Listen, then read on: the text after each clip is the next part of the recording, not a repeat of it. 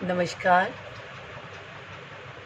आज विधि दर्पण के सेगमेंट में हम पढ़ने जा रहे हैं भारतीय संविदा अधिनियम की धारा 2A में वर्णित प्रपोज़ल यानी कि प्रस्तावना, जिसे हम इंडिया में प्रपोज़ल यानी प्रस्तावना के नाम से जानते हैं, उसे हम अंग्रेजी विधि में ऑफ़र यानी कि प्रस्ताव कहते हैं।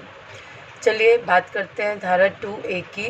2A कहता है कि जब कोई व्यक्ति किसी बात को करने या ना करने की अपनी इच्छा सामने वाले की अनुमति जानने के लिए उसके समक्ष रखता है यानी कि संज्ञापित करता है, तब वो प्रस्ताव करता है, ये कहा जाता है।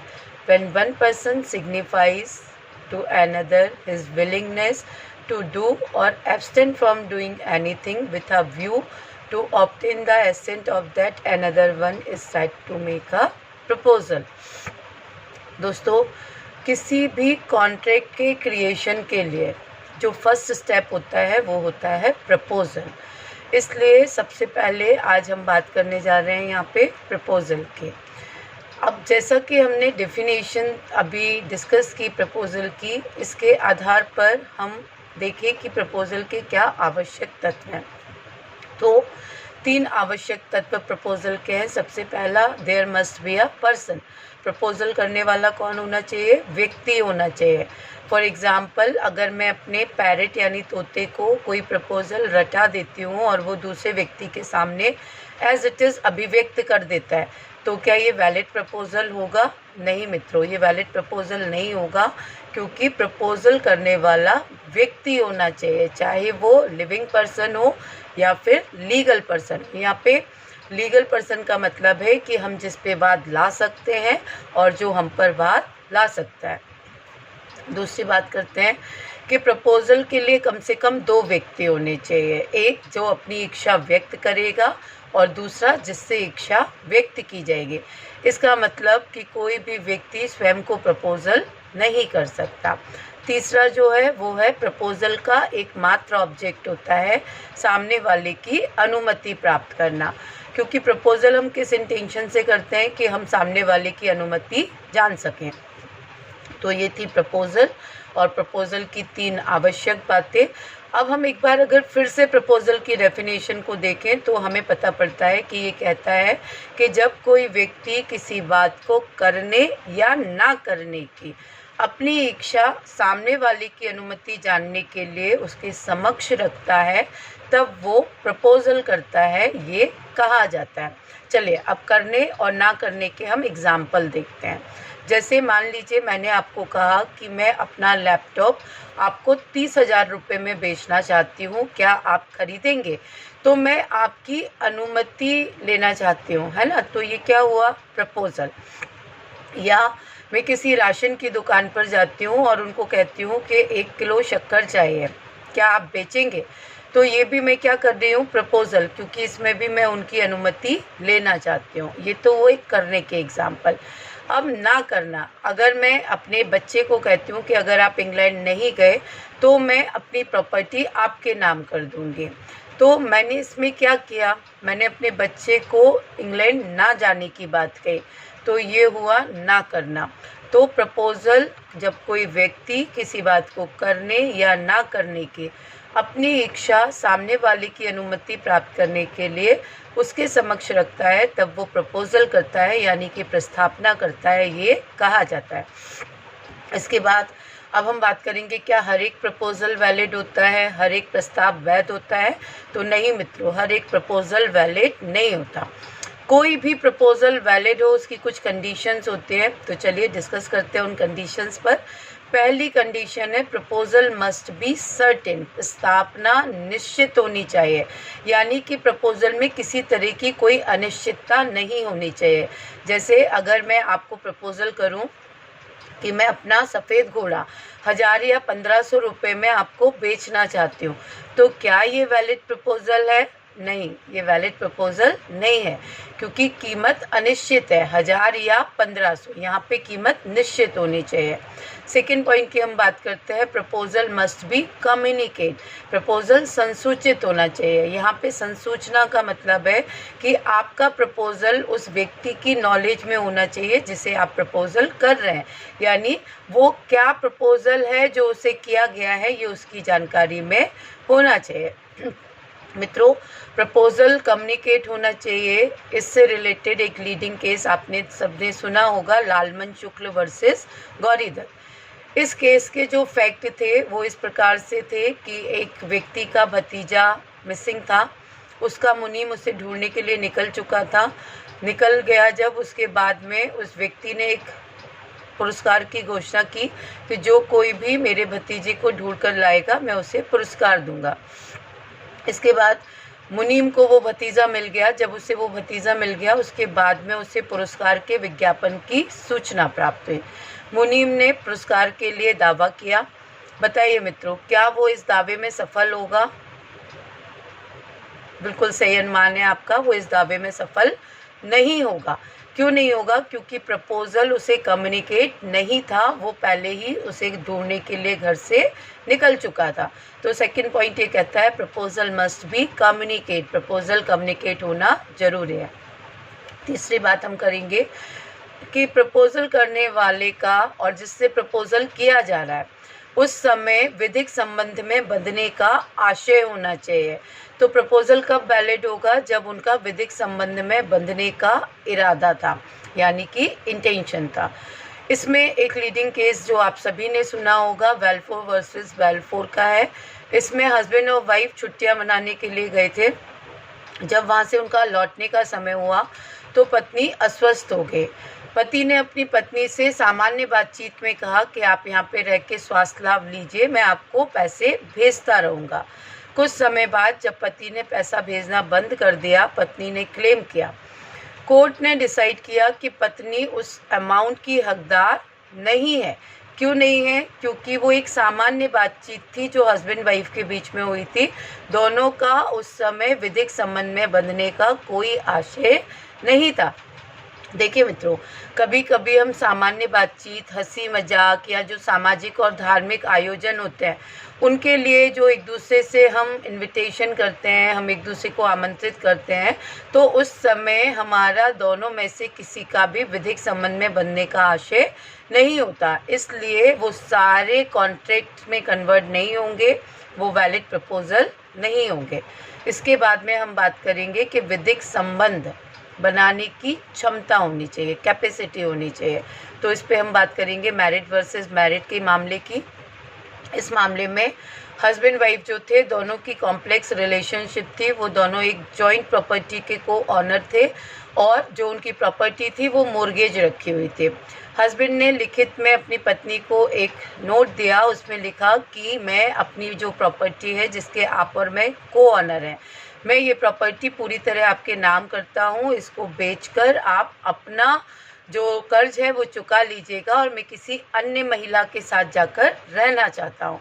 तो यहाँ पर आप देखिए, यहाँ पे क्लियर दिख रहा है कि दोनों का विधिक संबंध में बनने का इरादा था, यानी उनकी जो क्षमता थी वो विधिक संबंध क्रिएट करने की थी। तो यहाँ पर वो जो पत्नी है वो हकदार होगी। इसके बाद हम बात करते हैं प्रपोजल में भी एक्सप्रेस और प्रपोजल में भी इम्प्लाइड। प्रपोजल अभिव्यक्त हो सकता है और प्रपोजल विवक्षित हो सकता है। दोस्तों, कोई भी प्रपोजल अभिव्यक्त तब कहा जाता है जब वो शब्दों में किया जाता है। इट डजेंट मैटर कि वो बोलकर किया गया है या लिखकर किया गया है, बस वो शब्दों में होना चाहिए। तो प्रपोजल अभिव्यक्त कहलाता है जब वो शब्दों में, लिखकर या बोलकर किया गया है। सपोज मैंने आपको पत्र द्वारा कोई प्रपोजल किया, तो पत्र मैंने लिखा होगा ना, तो उसमें जब कोई पत्र द्वारा शब्दों को लिखकर प्रपोजल करता है तो वो अभिव्यक्त प्रपोजल कहलाता है।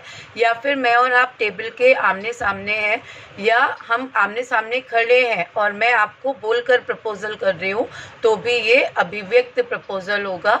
जबकि विवक्षित प्रपोजल में शब्दों का प्रयोग नहीं किया जाता है, वो शब्दों से अन्यथा आचरण द्वारा किए जाते हैं। तो जैसे विवक्षित प्रपोजल के उदाहरण की अगर हम बात करें तो स्टेशन पर आप सभी ने वेइंग मशीन देखी होगी, जो खड़ी रहती है, चुपचाप खड़ी हुई आचरण करती है, और जो भी व्यक्ति उस मशीन पर खड़ा होता है, पैसे डालता है, तो उसमें से एक टिकट निकलता है जो उसके वजन के बारे में जानकारी देता है। तो मशीन का चुपचाप खड़े रहना जो है वो विवक्षित प्रपोजल का उदाहरण है। चलिए दोस्तों, इसके बाद हम बात करेंगे कि प्रपोजल में भी स्पेसिफिक और जनरल। प्रपोजल जो है वो विशिष्ट हो सकता है और वो सामान्य हो सकता है। अब हम बात करेंगे कि कब कोई प्रपोजल विशिष्ट होता है। तो प्रपोजल जैसा कि इसके नाम में ही शामिल है, विशिष्ट यानी कि स्पेसिफिक। तो जब कोई प्रपोजल किसी व्यक्ति विशेष को किया जाता है या व्यक्तियों के विशेष वर्ग को किया जाता है तब वो विशिष्ट प्रपोजल कहलाता है। जैसे फॉर एग्जांपल मैं एक्स को कोई प्रपोजल करती हूँ तो ये प्रपोजल जो है एक्सेप्ट करने का राइट किसको है, सिर्फ एक्स को। तो ये कौन सा प्रपोजल कहलाएगा, ये विशिष्ट प्रस्तावना कहलाएगी क्योंकि ये व्यक्ति विशेष को की गई है। ऐसे ही अगर मैं किसी पर्टिकुलर वर्ग को कोई प्रपोजल करती हूँ जिसे एक्सेप्ट करने का राइट सिर्फ उस वर्ग को है, जैसे मान लीजिए मैंने किसी पर्टिकुलर क्लास को कोई प्रपोजल किया, जैसे LLB फर्स्ट ईयर, तो ये जो है ये स्पेसिफिक प्रपोजल है। तो अभी आपको ये क्लियर हुआ होगा कि विशिष्ट प्रस्तावना यानी स्पेसिफिक प्रपोजल क्या होते हैं, जो किसी व्यक्ति विशेष को या व्यक्तियों के विशेष वर्ग को किए जाते हैं। इसके बाद अब हम बात करते हैं सामान्य प्रस्तावना के। तो सामान्य प्रस्तावना वो प्रस्तावना होते हैं जो आम जन को किए जाते हैं। यहाँ पे आम जन को जो प्रपोजल किए जाते हैं उसका मैं एग्जांपल आपके साथ शेयर करती हूँ। आप सभी ने सुना होगा Carlill versus carbolic smoke wall company का मामला। इस केस के फैक्ट इस प्रकार थे कि एक कंपनी थी जो इन्फ्लुएंजा रोग सही करने की दवाई बनाती थी। उन्होंने एक इश्तहार निकाला और उसमें लिखा कि जो कोई भी हमारे बताए गए निर्देशों के अनुसार 2 हफ्ते तक हमारी दवाई का सेवन करेंगे वो इन्फ्लुएंजा रोग से ठीक हो जाएंगे, और उनको अगर वो फिर भी ठीक नहीं होते हैं तो हम उनको कंपनसेशन देंगे। और कंपनी ने अपने जो कुछ पैसे थे वो अलग से कंपनसेशन के लिए एक अकाउंट ओपन किया। मिसेस कार्बोलिक ने भी ये ऐड देखा और चूंकि वो इन्फ्लुएंजा रोग से ग्रसित थी, उन्होंने उस दवाई का सेवन पेपर में उनके द्वारा बताए गए निर्देशों के अनुसार करना शुरू किया। 2 हफ्ते बाद भी जब मिसेस कार्बोलिक स्वस्थ नहीं हुई तो उन्होंने कंपनी पर कंपनसेशन का क्लेम किया। कंपनी ने तर्क दिया कि यहाँ पे दोनों के बीच में संविदा हुई ही नहीं क्योंकि उन्होंने अपनी कंसेंट की संसूचना नहीं दी थी। तो न्यायालय ने जो कंपनी के तर्क थे उन्हें खारिज करते हुए कहा कि जो सामान्य प्रस्तावना होती है उसे कोई भी एक्सेप्ट कर सकता है और उस एक्सेप्टेंस की संसूचना देना यानी कम्युनिकेट करना जरूरी नहीं होता। सामान्य प्रस्तावना के मामले में केवल शर्तों का पालन या प्रतिफल की प्राप्ति जो होती है उसे ही प्रतिग्रहण माना जाता है। तो यहाँ पे चूंकि मिसेस कार्बोलिक ने शर्तों का पालन किया था इसलिए वो उनका प्रतिग्रहण माना गया और उन्हें कंपनसेशन का हकदार बताया गया।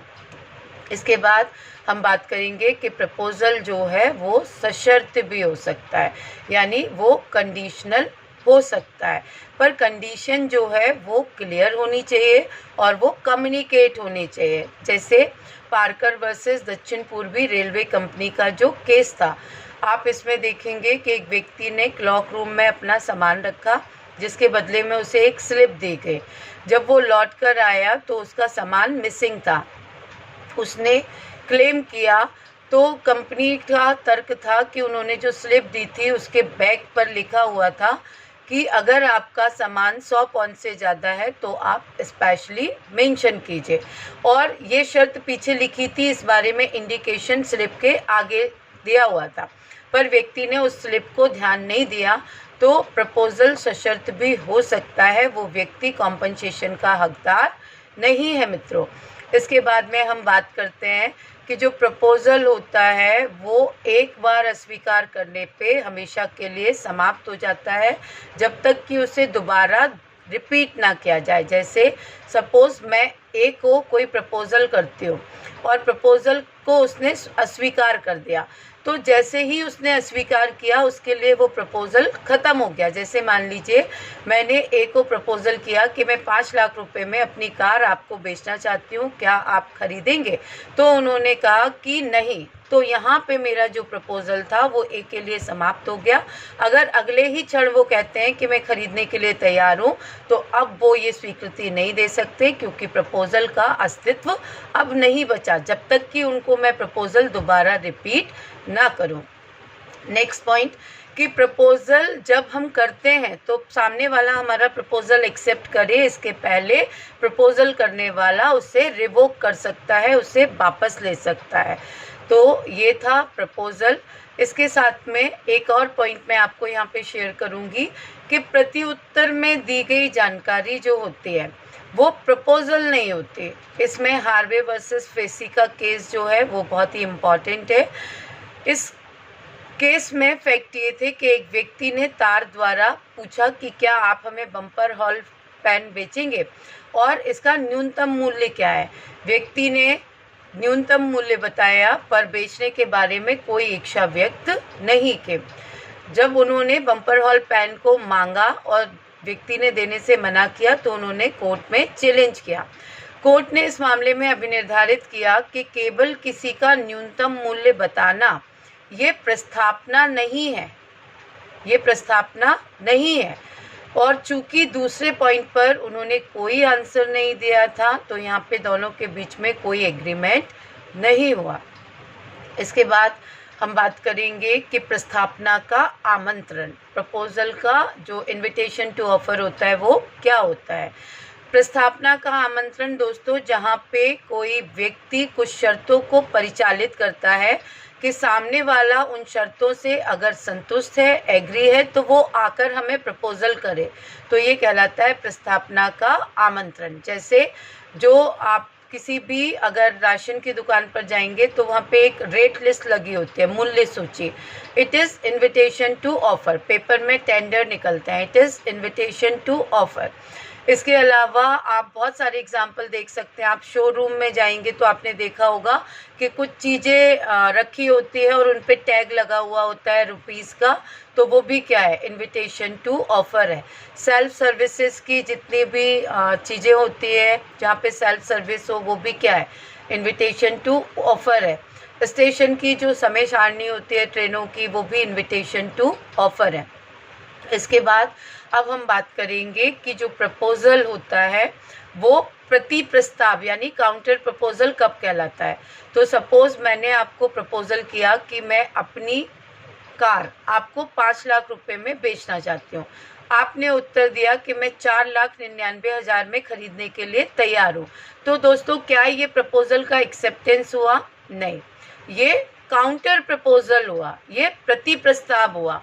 तो जब कोई व्यक्ति जिसे प्रपोजल किया जाता है उस प्रपोजल को एज इट इज़ एक्सेप्ट ना करते हुए परिवर्तन सहित एक्सेप्ट करता है तो वो प्रति प्रस्ताव यानी कि काउंटर प्रपोजल कहलाता है। इसके बाद हम बात करेंगे क्रॉस प्रपोजल। क्रॉस प्रपोजल क्या होता है मित्रों? जब दो लोग आपस में समान शर्तों वाली प्रस्तावना करते हैं और दोनों को ही एक दूसरे की प्रस्तावना का ज्ञान नहीं होता तो वो प्रस्तावनाएं क्रॉस प्रस्तावना कहलाते हैं। जैसे मान लीजिए कि मैंने अपनी कार 5 लाख रुपए में बेचने का प्रपोजल का को किया, का ने भी वहाँ से 5 लाख रुपए में मेरी कार खरीदने का प्रपोजल मुझे किया। तो हम दोनों के प्रपोजल के जो लेटर हैं वो डाक में एक दूसरे को क्रॉस करेंगे और दोनों ही प्रपोजल में सेम बात लिखी हुई है, पर ना तो मुझे का की बात पता है और ना ही का को मेरी बात पता है।